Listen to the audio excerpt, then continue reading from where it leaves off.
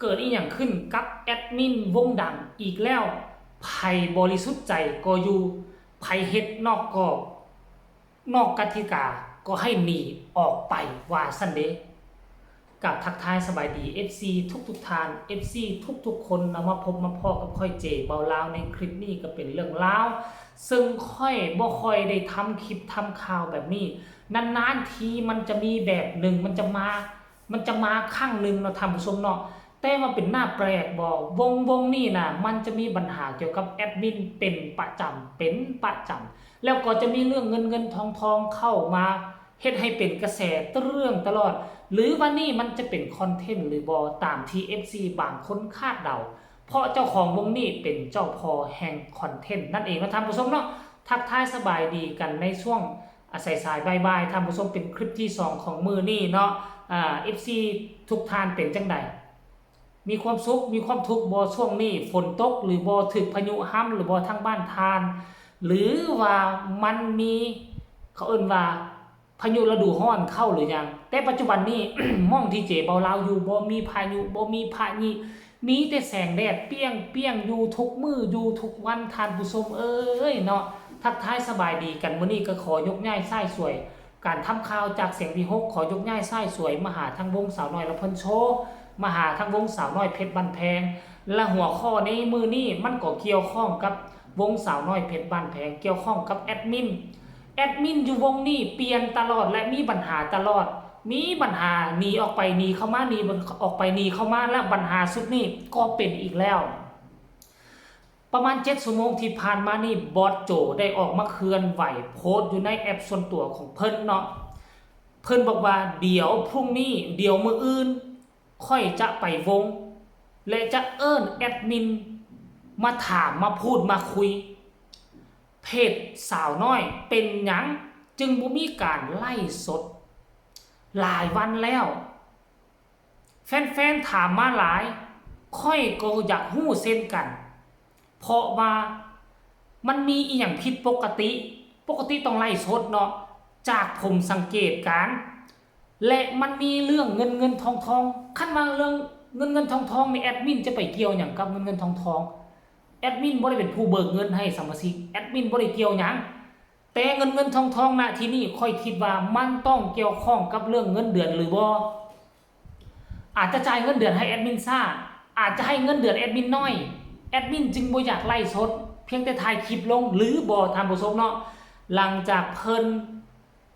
ขึ้นมาแบบนี้แล้วเพิ่นก็เข้ามาตอบในคอมเมนต์เพิ่นมาเขียนในคอมเมนต์อีกตื่มท่านผู้ชมนี่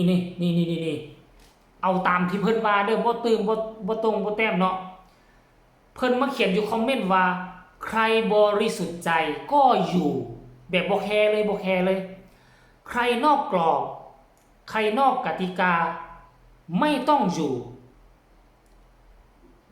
ที่เห็นมาตลอดใครคอร์รัปชันองค์กรอยู่ไม่ได้อยู่ไม่ทนสักรายโอ้ถ้าบอสโจเว้าขนาดนี้ค่อยฮู้เลยว่า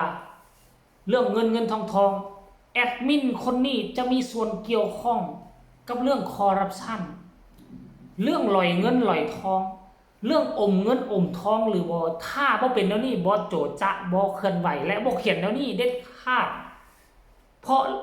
แล้วก็โพสต์ชัดเจนว่าได้ยินข่าวว่าแอดมินคนนี้มีเรื่องเกี่ยวกับเรื่องเงินทองเอาล่ะบัดนี้ท่านผู้ชมเนาะเฮาฮู้จักกันดีมันเป็นอาถรรพ์หรือบ่แอดมินของสาวน้อยมันจะมีปัญหาเกี่ยวกับเรื่อง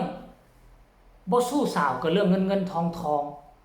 แอดมินคนเก่าก็ถูกกล่าวหาว่าไปต่อยกับแดนเซอร์บ่นั่นแต่ความจริงบ่ฮู้บ่มีผู้ใดออกมาเปิดเผยบ่มีผู้ใดออกมายั่งยืนอันนี้ก็เป็นเพียงข่าวลือและครั้งนี้นี่นะครั้งแล้วนั้นบอสโจบ่ได้เคลื่อนไหวว่าเรื่องสู้สาวบ่แม่นว่าเรื่องไปต่อยแดนเซอร์แต่ว่าบอสโจก็เผยออกมาอยู่ข้างก่อนก็เกี่ยวกับเรื่องมีแฟนนั่นล่ะแต่ว่าบ่ได้ระบุว่าสู้แฟนมันอยู่ทางนอกอยู่ทางในหรือบ่ฮู้แต่ว่าครั้งนี้นี่บอสโจเคลื่อนไหวออกมาชัดเจนว่าแอดมินคนนี้มีปัญหาเกี่ยวกับเรื่องเงินทองไผบริสุทธิ์ใจไผบ่คอร์รัปชันแม่นอยู่วงสาวน้อยได้เราเขียนคอมเมนต์ชัดเจน ไผคอร์รัปชันไผมีปัญหาเรื่องเงินทองอยู่บ่ได้จักลายนั่นหมายความว่าแนวนี้หรือบ่เพราะว่าแอดมินหยุดไล่สดแล้วเด้ปกติเพจของเขาต้องไล่สดทุกคืนบ่ให้วิทย์บ่ให้ย่อนบ่ให้หยุดบ่ให้ย่อนต้องไล่แต่อันนี้หลายมื้อหลายวันแล้วบ่เห็นแอดมินคนนี้เคลื่อนไหวบ่เห็นแอดมินคนนี้ไล่สดบอสโจก็เว้าว่าค่อยก็อยากฮู้เช่นกันเพราะมีเรื่องเพราะมีอะไรมันผิดปกติจากผมสังเกตและมีเรื่องเงินด้วยเห็นบอกแสดงว่ามีสายของบอสโจรายงานมาเพราะว่าเนาะว่าตำเชื่อบอสโจอาจจะเดินสายไปเรื่องหนังคายออกอาจจะเดินไปเดินสายเบิ่งวงสองแต่ว่าอย่าลืมเลยบอสโจบ่อยู่มันก็มีผู้บริหารอยู่คือกันบ่ว่าจะเป็นปาล์มนาฏบ่ว่าจะเป็นเสียนนท์อยู่ค่ำวอดอยู่วงสาวน้อยวงใหญ่อยู่แล้วเพราะฉะนั้นถ้าเจ้าเฮ็ดอีหยังมีปัญหาอีหยังเขาก็ต้องส่งสายรายงานกันอยู่แล้วส่งเรื่องราวต่างๆรายงานบอสโจอยู่แล้วซ้ำบ่ได้มีพอการใช้อยู่แล้วพอการใช้เป็นตัวตั้งตัวตีเนาะเป็นตัวเซอร์เวยเรื่องดีเรื่องไห้เป็นภาพรวมพอการใช้กับเบิงอยู่แล้วเพราะฉะนั้นแล้วค่อยคิดว่าน่ะขั้นบอสโจแล้วเคลื่อนไหวขนาดนี้แล้วค่อยคิดว่าบ่รอดถ้าบ่มีมูลความจริงเรื่องการคอร์รัปชันเรื่องเงินทองเราก็จะบ่เว้าเรื่องเงินทองมันต้องมีเรื่องเงินทองแต่ถ้าเป็นเรื่องเงินทองเป็นเฉพาะเรื่องเงินทองคือเรื่องเงินเดือนบ่ขอขึ้นเงินเดือนแล้วบ่ขึ้นเลยว่าจ่ายเงินเดือนซ่าบ่อันนั้นแท้ค่อยคิดว่าบอสโจเราน่าจะบ่ออกมาเว้าน่าจะบ่ออกมาว่าแต่ว่าเรามาเขียนในเรื่องการคอร์รัปชันอยู่ในองค์กรเราเขียนแบบนี้เลยนั่นหมายความว่าเจ้ามีการอมนอกอมในหรือบ่เจ้ามีการเรื่องลักกินเงินทองเรื่ององค์กรหรือบ่คันกรณีว่าเรื่องเงินเดือนนี่เราบ่ออกมาโพสต์แบบนี้ดอกถ้าเป็นตาขึ้นแล้วก็เป็นตาขึ้นให้ถ้าบ่เป็นตาขึ้นแล้วก็บอกว่าขึ้นให้บ่ได้คุณภาพเจ้าบ่ได้แต่อันนี้เราบ่บอกว่าเรื่องคอร์รัปชันบ่คิดบ่ฝันว่าแอดมินคนนึงจะมีความสามารถเฮ็ดเรื่องนี้ได้บ่เราอยู่ในตำแหน่งที่แอดมินหน้าที่ของเราคือถ่ายคลิปถ่ายรูปถ่ายภาพเราจะเอาเวลาใดเราจะเอาช่องว่างใดไปคอร์รัปชันไปกินเงินกินคำของวงไปอมเงินอมคำของวงท่านผู้ชมถ้าคิดแบบนึงไหนถ้าคิดเข้าข้างแอดมินไหนเนาะค่อยกับบ่ฮู้คือกันเนาะเรื่องนี้มันจะเป็นเท่าใดพวกเฮาต้องติดตามกันยาวติดตามเบิ่งมื้อนี้แหละถ้าบอสโจมามื้อนี้ตอนแรกอาจจะมีการเคลื่อนไหวอีหยังเรื่องคืบหน้าเกี่ยวกับแอดมินไปมีคำตำหนิที่ส้มคำคิดขั้นให้แนวใดก็ส่งมาใต้คอมเมนต์ว่ามาห่วยมันจะออกในรูปแบบใดเนาะฝากทุกคนกดไลค์กดแชร์กดติดตามเพื่อจะบ่พลาดในคลิปต่อไปที่สำคัญจะกดข้ามโฆษณาพบกันใหม่ในคลิปหน้าสำหรับคลิปนี้ขอกล่าวคำว่า